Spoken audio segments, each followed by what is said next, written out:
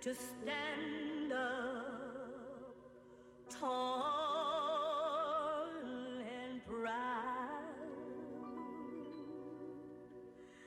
I want you to speak up clear and loud,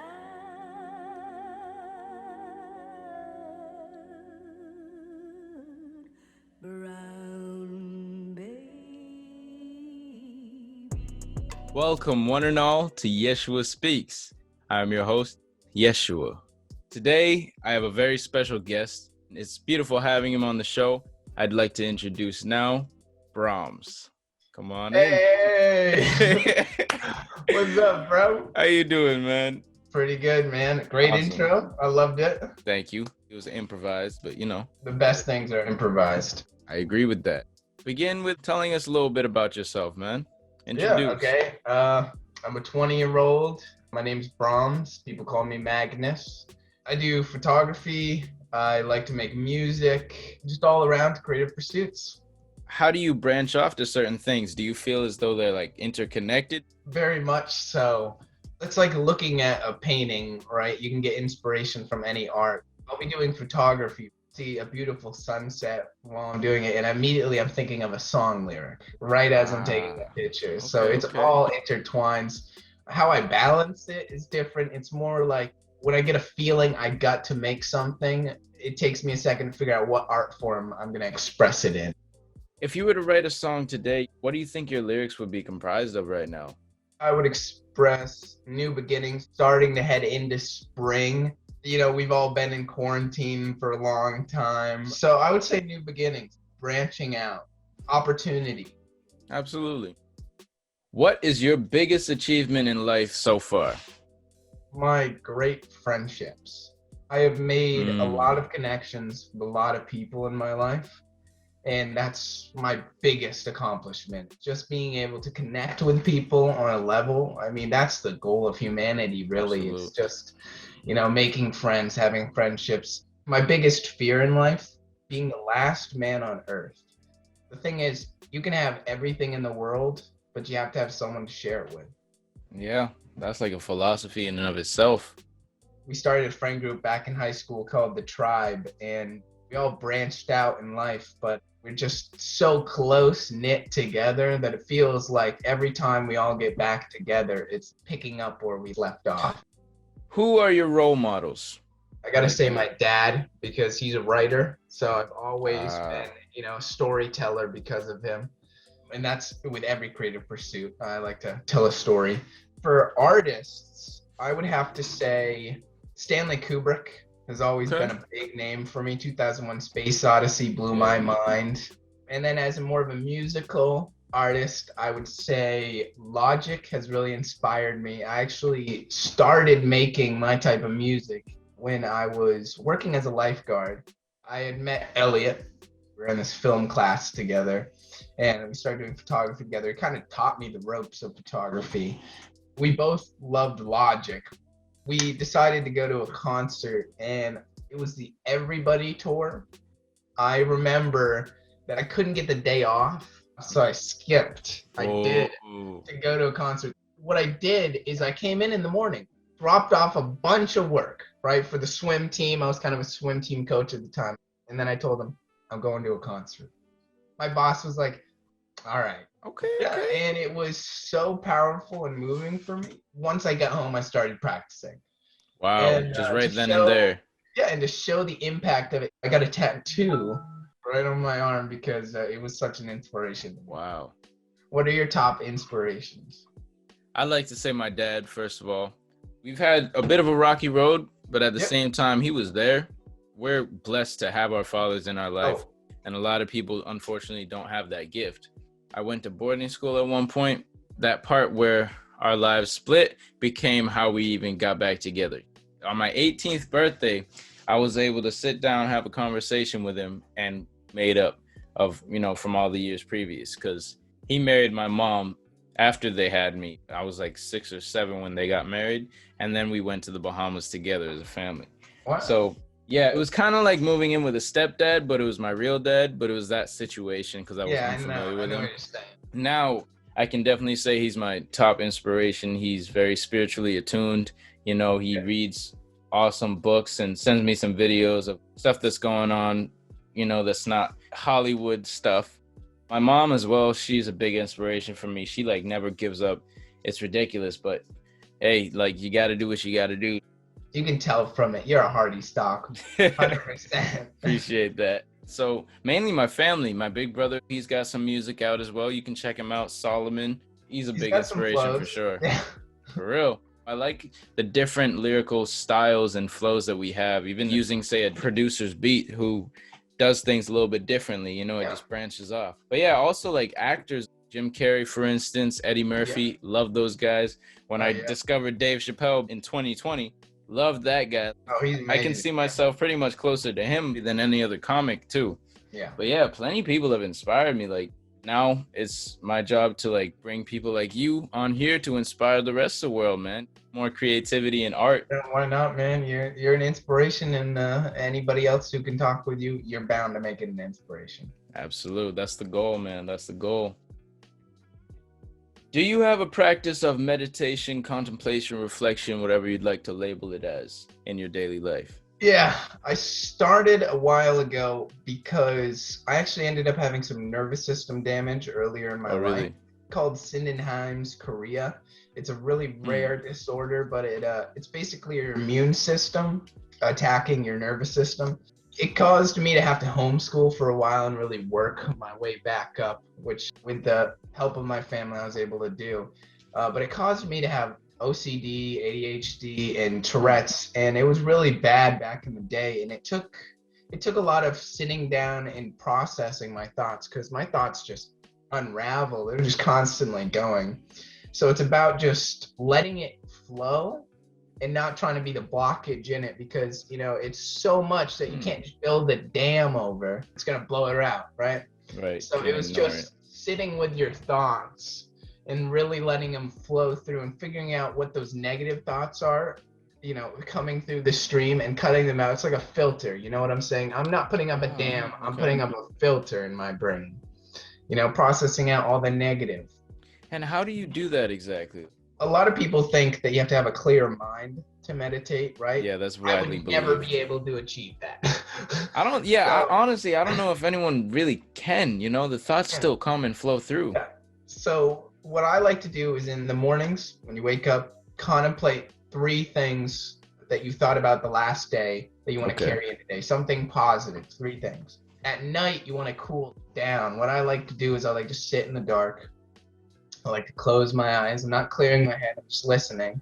And I like to think of things in my day that have caused me to have a worry, anxiety, or stress. And I like to try to cut them out. So the next day, I come in with 3 positive things I'd like to carry them into my day. And then my days are just getting better as they go. You see, I'm cutting out the 3 things at the end of the day. The next day, I'm adding 3 positive things. So I'm removing and I'm giving an equal exchange. And it just helps me carry through life, really. That's a very new method to me. I love that, though, because it makes sense, like even having conflict, say you've had something on your mind bugging you from one point in the day, or someone like burst your bubble at one point. At the end of the night, rather than only trying to think positive thoughts, which may not come to you at that point, you actually do dwell on the negative thoughts, what come, and just resolve that conflict before you go to bed. Exactly. You don't want to sleep on negative energy. The thing I want to say about meditation is it's maintenance. If you work out, you eat right, that's maintenance to your body, right? But that's not mental health. Your mental health should have maintenance.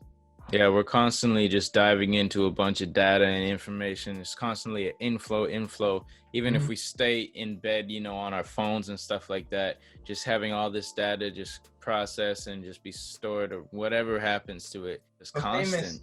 A lot of philosophers say this, and it's they can't teach Zen, you know what I'm saying? The achievement of true bliss, they can't teach it, right? They can only tell you what they've learned. It's because everyone has their own path, so don't get distraught if you sit down for a minute, close your eyes, and nothing happens, right? You have to figure out your own process to meditation. Meditation is different for everybody. Like I said, I have a filter rather than just a blockage, right? Everyone has a different way of meditating. And it could be journaling, it could be having a diary. Everyone needs to find their own way of meditation, and their lives will be 100% better, I guarantee. I like that you gave it a broader perception, and that you said it doesn't have to just be sitting there with a still mind. You know, it doesn't have to even be what you do. Whatever you find calming, relaxing, reflective, just think about your day, write about your day, diary, journal, all that. I used to journal myself. I fell off the bandwagon a little bit, so to speak, but I'd like to resume that. Actually, I have an item to promote. All right, promotion time. All right, add in 3 seconds. This was made by my big brother, Broderick Armbruster. Word to him. The title is A Better Today Wellness Planner and Journal. He explains physical wellness, mental, emotional, occupational even, social, environmental, spiritual. He covers all the bases, basically, all the facets, as he calls it, of wellness, and importance of goals, focus, all that. And then you have a certain section where you can write the tasks of the week that you like to complete. You can literally get this on Amazon. It was made by my big brother over. I'm probably going to get one. It's self-reflection. It's a planner. It's a task. And calendar, all that. Manager. It's perfect. It's mind-boggling for me to see like a 24-year-old make a book within the space and time of a year, and to see it done to such efficiency and proficiency is beautiful. Humans will surprise you. I'm telling you, and especially like family, like it gives me a sense of pride too. I'm like, hey, all right, he sent me one as soon as it was out. It was awesome. 100%, dude. That's awesome. Yeah, bro. All right, so speaking of like goal setting and stuff like that, what have you found to be a personal or even interpersonal way of manifesting your goals? So in my beliefs, I kind of believe that the universe has a plan in a way. You know, as long as you work for it, you put in good energy, you get good energy back, right? Okay, golden rule. So I always say if you have a goal, make it simple, right? Especially for me when I was working back my way up from my nervous system being damaged, it's make one big goal, right? Shoot for the moon, make a big goal. Okay. But break down many goals in it. It's when people shoot for one big goal, the problem with that is they get disappointed when they don't achieve it really quickly. But you see, human brains, we love the dopamine, right? We like to, get the reward, get a sense of reward, right? So what I do is I break down little goals. You know, it may be practice for 2 hours today, right? It could be musical genius in the future, right? But it could be practice 2 hours a day, right? I get those 2 hours a day, I'm feeling more like a musical genius. You know what I'm saying? It's each day, your goals into steps, right? And then when you have a plan like that, well, I'm a huge believer in plans. When you have a plan like that, it works. It just, if you stick to it, it works.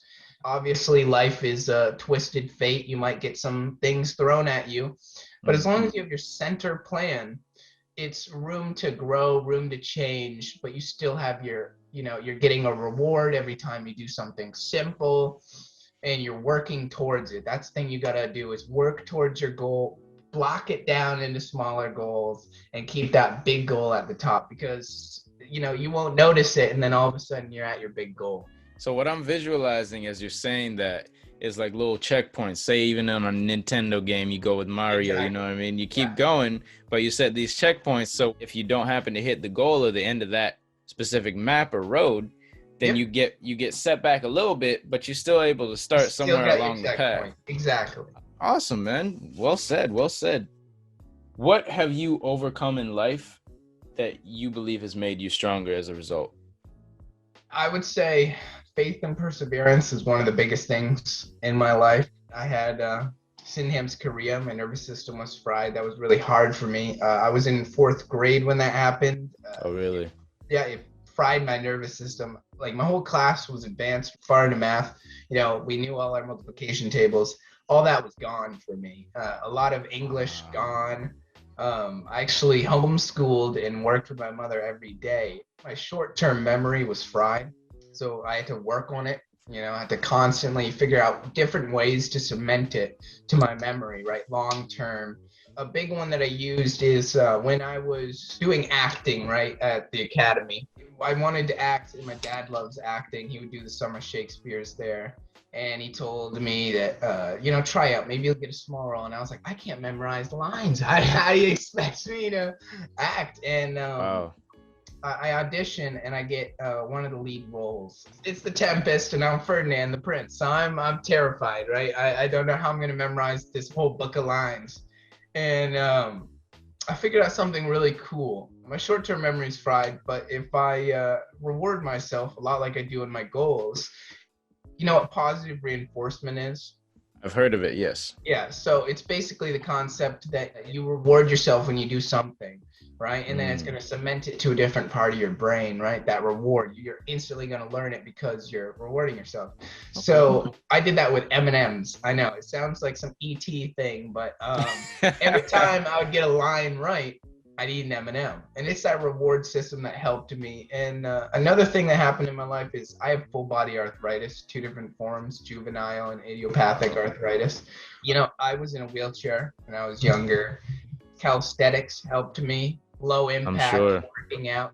You know, it's to the point where I believed if you give up, then you'll never make it anywhere. But if you try, endless possibilities. I don't claim to be like the top runner and things like that.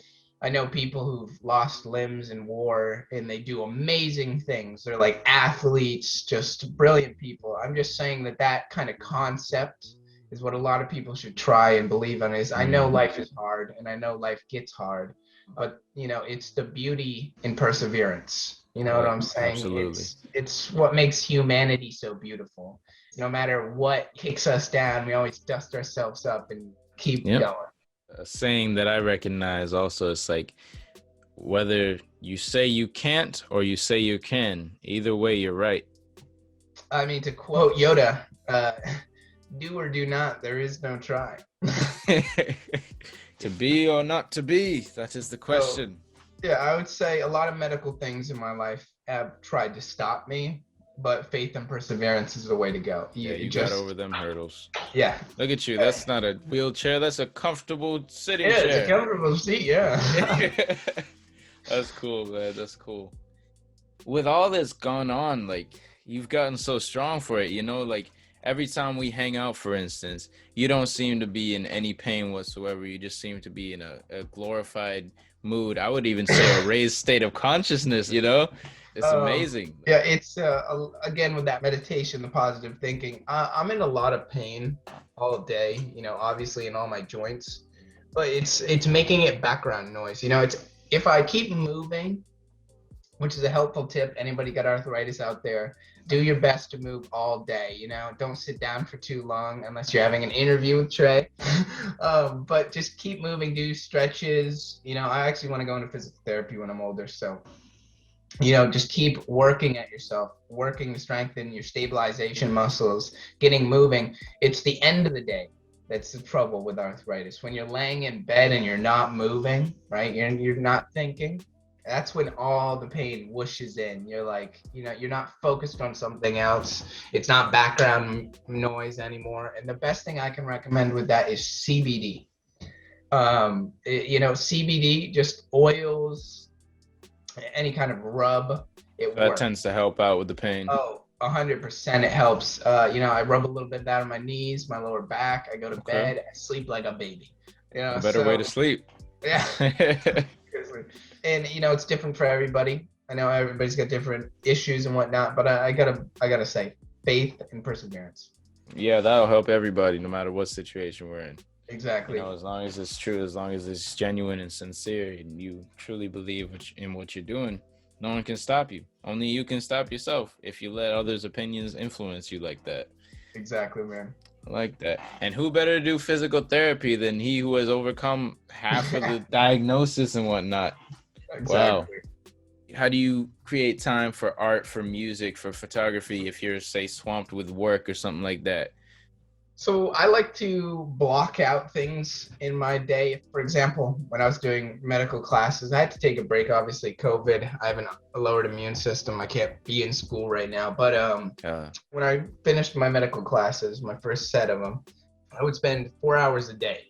I would block it up. I would do, first hour, read through the next two chapters. Even if it said one chapter, read the next two chapters. Right? Second hour, I would take notes on those two chapters. Third hour, I'd start doing the homework. And then the fourth hour, if I had extra time, I would either finish the homework or I would set up for next week's homework. Wow. So that's very time efficient. Just out of 24 hours in your day, 4 hours isn't a big span of time. It's a fraction. And that was one of my classes, but the others are way quicker than a medical class. So again, like I'm saying, just do a little bit a day, even if you're, you don't have time to like record yourself, you don't have time to set up all your studio stuff, just, practice. You can practice anywhere. If you got a cell phone, play a beat, walk down the road and have some fun with it, get some air. Yeah, bust a little freestyle or something. Yeah, block out your time is your best way of doing it. And a lot of people, motivation is a big thing when it comes to blocking out your time. A lot of people feel like, oh, I'm going to do this at this time. And they feel like, oh no, this overwhelming despair. I can't do it. I don't want to do it. I'm not in the right mindset. I'm not going to be able to do it. One of the things I have to say is just sit down and start doing it. That's when you get into the flow state. And beat resistance. Yep. It's when you sit down and start doing it, it just starts flowing. You just get so focused in it that after you won't even know it, and 4 hours are gone by and you're already done, and you're just like, oh wow, all right. Yeah, that's why, that's the whole thing. I'm reading a book called The War of Art, and I love it because it has certain scenarios and stuff in it. And for instance, this is from the standpoint of the writer as well.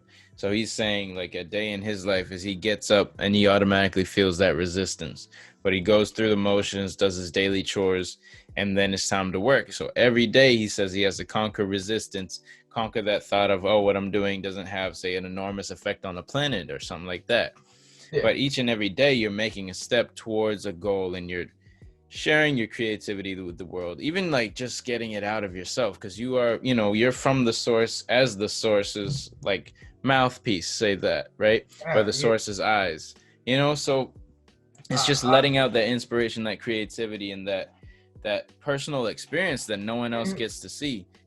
I think that's true. It's really important to, get your creative side out for everybody, and whatever it means.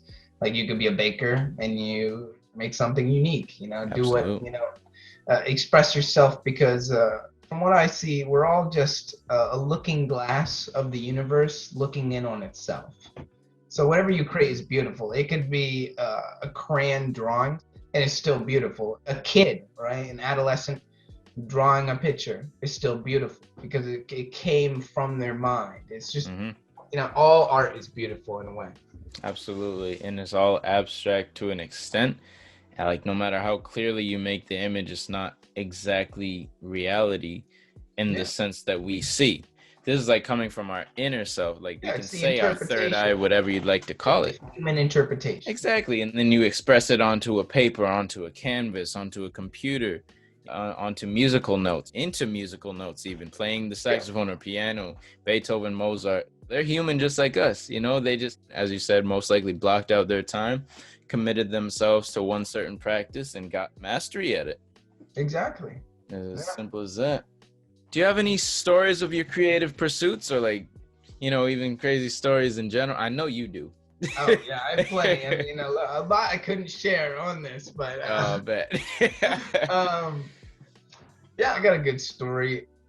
The tribe, right? When we all started hanging out, we're all creative in different ways. I helped teach Zach Starling photography, and I was taught by Elliot in the tribe. So it's all a chain. We all teach each other stuff. But one of the funnest experiences I gotta say is we took up this whole trend of exploring abandoned buildings for a while. Okay. And there was the abandoned King George School. I've been there many times over the years. It's one of my favorite places to go. Obviously park around back. Just don't vandalize. That's one of the things I'm gonna say. If you're gonna urban explore, just don't vandalize. You know, it's the beauty of it. You know, as it slowly decays itself, that's the beauty of it. You know, it's like a piece of time just stuck. You know what I'm saying? It's slowly keep it, let it go through its own cycle. And it doesn't mean you can't have fun with it, obviously. One of the funnest things is I did a lot of photography there, right? You know, posed with different models over the time. I'd invite models from my schools and whatnot to come with me on a little adventure, right? Explore abandoned buildings, take pictures. They're all on my Instagram. But one of the funnest experiences we had is we had taken some beautiful shots and we decided to play hide and seek in this massive compound. It's a whole school building, an executive office little building there, dorms in the back. We used the entire expanse of it. Now the best part is it was just, you know, is sunset at around the time we finished our photography, right? So it was getting dark. Timing. We had flashlights and whatnot. And I gotta say, there's nothing more heart-pounding than being in the basement of an abandoned building, playing. Especially in school, like, you know, all the memories we have from school. Seriously, yeah, it's the adventures. Take good people with you, people that make you feel special, people that boost your energy, and go have an adventure. That's what I gotta say to everybody. Go have an adventure. Just go out, have an adventure, whatever it may be. A hike, going to the top of a mountain. I love to do that. Exploring an abandoned building. You know, there's plenty of adventures that you can do. Absolutely. But bring a good group with you and have fun. That's all I got to say about that. I like that. And even now, like, you can go by yourself and you don't have to worry about too many people getting out of the house or like being around a lot of people. Because at this day and age, like in this time specifically, there's not a whole lot of people getting out. So you'd be one of the only ones and you'd be, you know, living rather than just existing. Exactly. That's a big thing I gotta say is, you know, even if you can't bring people, like I said, just do it on your own merit. You know what I'm saying? Go climb a mountain, feel the breeze at the top, you know, take some lovely pictures. If you didn't bring a camera, you don't have a camera, try sketching it, you know, whatever you feel, just get out there and explore. Even if you don't want to capture it and you just want to live in the beauty, try singing. Try singing on the top of a mountain. You'll never feel more alive. Like, your voice will definitely like just activate up there. Yeah, you won't feel so small in the world. You won't feel so small. Especially COVID has made us feel like that. Made us feel isolated. So very just disconnected. Get to a top of a mountain and have some fun with it. That's awesome. According to the clock, we may only have 2 more minutes. Right. So to wrap it up, I'll ask one final question, just in case it even encapsulates the whole thing. Because I got the free version of Zoom, and they don't like us merching off of that. So, right. Let's see. What inspiration would you like to share with the world today? I mean, you've shared plenty. I'll wrap up the whole thing that we've done here: faith, perseverance, friendship, and introspective. You know, being able to look into your thoughts, look into who you are. You know, that's how you figure out who you are. You know, you're not going to learn it from a textbook. You're going to learn it from yourself. It's funny. It's pretty self-explanatory. It's like obvious and oblivious at the same time. Exactly. I mean, that's society. Yeah, truly. Well, thank you very much for your time, Brahms. I really appreciate this. You know, you're my first guest. I'm going to call you a co-host because you're so good with people and so good with words. Right back at you, man. You're the best host I could imagine doing this. I appreciate that. Awesome, man. Well, I'm going to end the video then. Thank you very much for being here. All right, peace. Thank you. This concludes the first happening of Yeshua Speaks, a talk show and podcast designed to raise awareness, consciousness, and creativity from within. All right. Word. T-C-Y-A. Teleporting in memory, everybody was telling me I just might get a felony. That isn't happening. Systematic oppression is taking in all the ebony. Chains are broken, my family. Tell myself I was born ready. I just lived in my mind. Realize that these days are the best of times. Cause someday you might catch a soul with no line. On the outside, concentrated juice like the yellow 9. Sunny D is not a substitute for sunny days. Slowly but surely I'm watching my people rot away. Can't even have an appetite to eat a lot these days. They putting chemicals in food, we taking up their plates. Heard enough about the world so dark, so let me play my part. Time to light the spark. Living wise, won't deny myself, follow my heart. Off the phone, out my mind, needing to be smart. Just a poet writing things in the world of art. Phasing in one of the greats, need a new fresh start. Rhymes deeper than the surface, picking up the service. T-money rise up, wake up from the rest.